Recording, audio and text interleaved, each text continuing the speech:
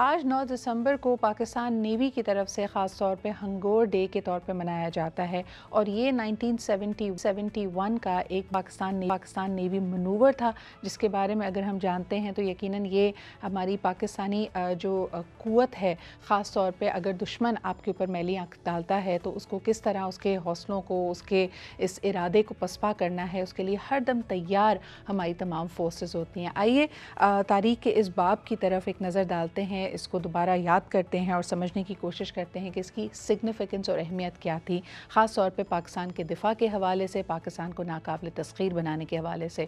1971 का वो वक्त जब पाकिस्तान ने अपने एक अंग को यानी ईस्ट पाकिस्तान को खोया, लेकिन उस वक्त की क्या सूरत हाल थी, क्या ये जंग मज़ीद इलाकों तक फैल सकती थी, किस तरह पाकिस्तान नेवी का इसमें एक बड़ा अहम किरदार रहा है, इसको शेयर करने के लिए हमारे साथ मौजूद हैं लेफ्टिनेंट कमांडर जनाब शहरियार इकबाल साहब फ्रॉम द नेवी। अस्सलाम वालेकुम शहरियार साहब। जी अस्सलाम वालेकुम, thank you so much for inviting me.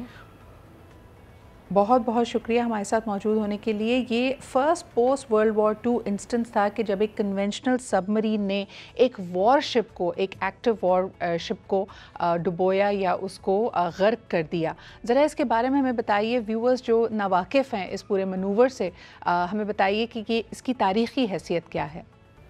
अच्छा, एट दी ऑनसेट मैं आपको बताना चाहूँगा कि ये हंगोर का लफ्ज़, इसका मतलब क्या है। हंगोर जो है बंगाली ज़बान के अंदर शार को कहा जाता है।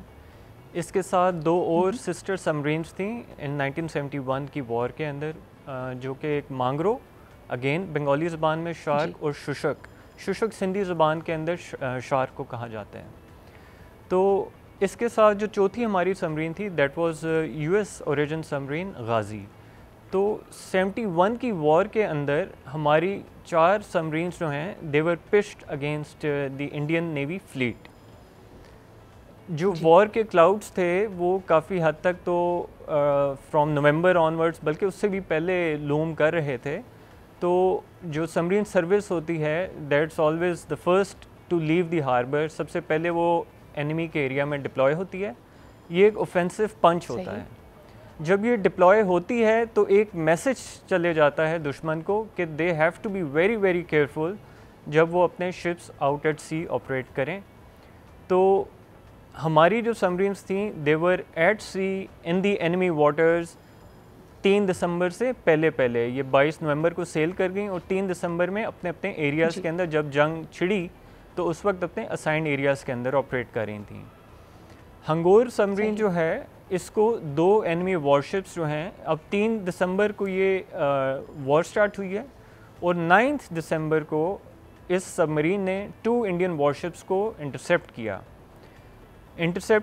फिर एंगेज किया और उनमें से एक शिप जो है उसको डुबोया और एक को क्रिपल किया, जो कि नेक्स्ट बाद में वॉर के दौरान अवेलेबल नहीं हुई।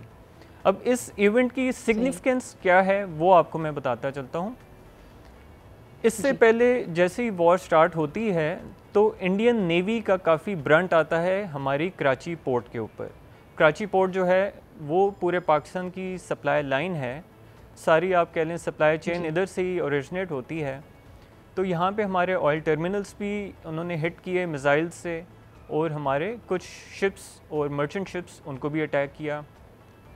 अभी वो एक और अटैक प्लान कर रही थी इंडियन नेवी, तो जब हंगोर ने अपना शिकार जो है उसको अटैक किया आईएनएस कुकरी को, तो उसके बाद इंडियन नेवी जो है बैकफुट के ऊपर चले गई and then they shelled the plan. उन्होंने मज़ीद जो है अटैक कराची के ऊपर नहीं किया। तो ये एक इसकी ओवरऑल स्ट्रेटेजिक सिग्निफिकेंस थी इस टैक्टिकल एक्शन की। जी, मुझे ये भी बताइएगा शहरियार साहब कि while we remember Hangor day, और ये इतना ज़बरदस्त मनूवर था, और ख़ास तौर पे जैसे आपने ख़ुद भी कहा कि पाकिस्तान की लाइफ लाइन कराची पोर्ट, जहाँ से हमारी तमाम तरसीलात होती हैं, हमारा सारी एक्सपोर्ट्स इंपोर्ट्स भी ज़्यादातर इसी पे रिलाई करती हैं। अगर मौजूदा दौर की सिचुएशन को देखा जाए, कहा जाता है कि इस खित्ते में ख़ास तौर पे अगर भारत ही की बात की जाए, उन्होंने अपनी नेवल पावर को, अपनी नेवल स्ट्रेंथ को काफ़ी कई गुना बढ़ाया हुआ है। तो इस वक्त की सूरत हाल क्या है? खुदा न खास्ता अगर आज हम किसी ऐसी सिचुएशन या कॉन्फ्लिक्ट में जाते हैं तो how what are the plans for it, और इसके लिए अगर हम कहें कि हमारी नेवी माइंडेडनेस कितनी है, उसके बारे में कुछ बताइएगा। अच्छा, दो चीज़ें होती हैं, एक क्वालिटी होती है, एक क्वांटिटी होती है। नो डाउट जो हमारे मीगर रिसोर्सेज हैं, so we have managed sufficient platforms, but quality wise हमारे प्लेटफॉर्म्स का कोई मुकाबला नहीं है।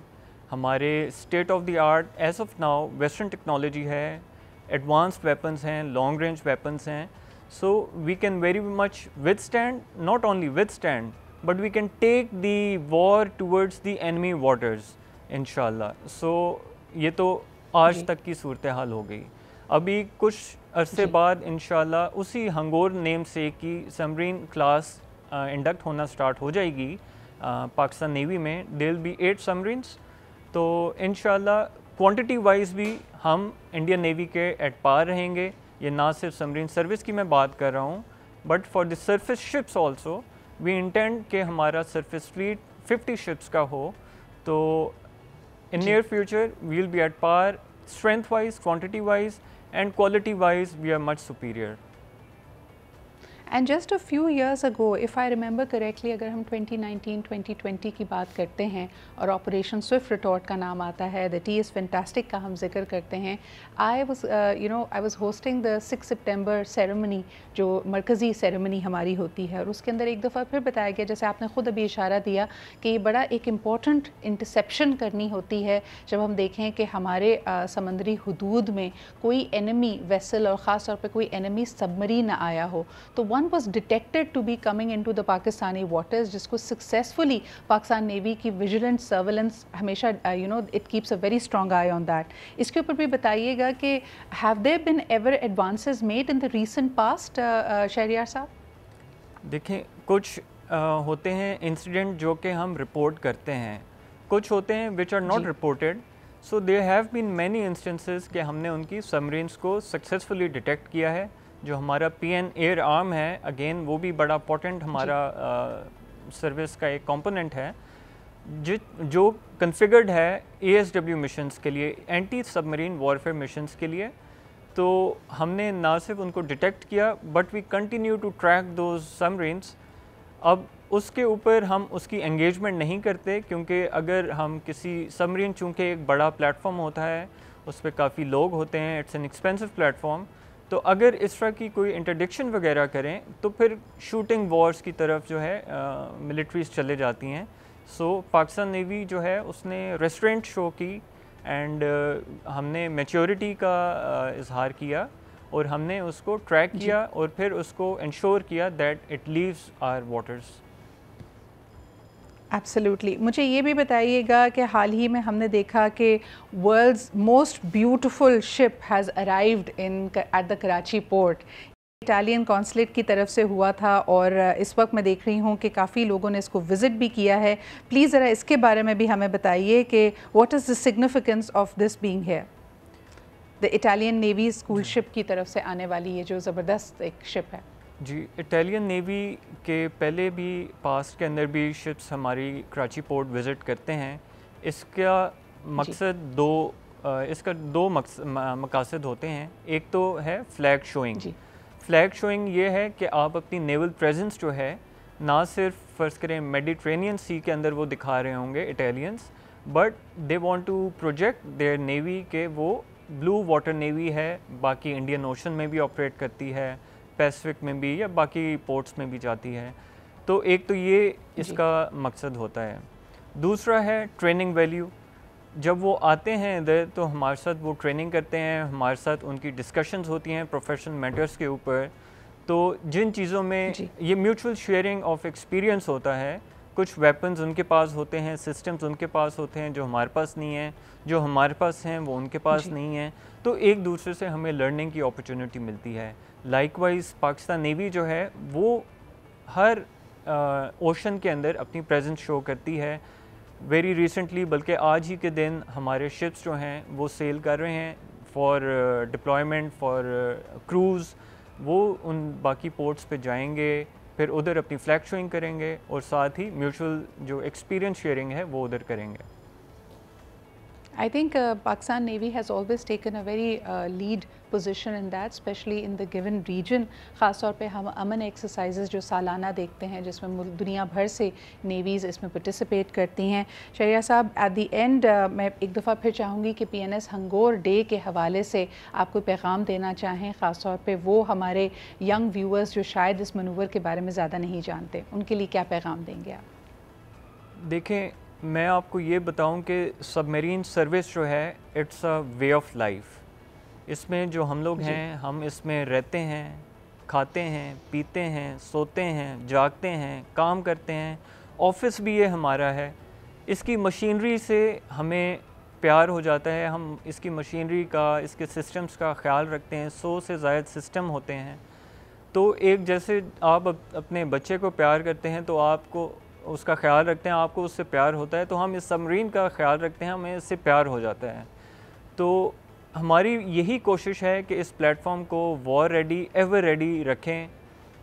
मेहनत हमारी हर वक्त होती है, चैलेंजिंग सर्विस है, बट अच्छी चीज़ ये है कि ऑफिसर्स, मैन पाकिस्तान नेवी के, they are more and more eager to join the submarine, which shows के इस सबमरीन सर्विस का और पाकिस्तान नेवी का फ्यूचर ब्राइट है, and we are ever ready to face any eventuality इंशाल्लाह।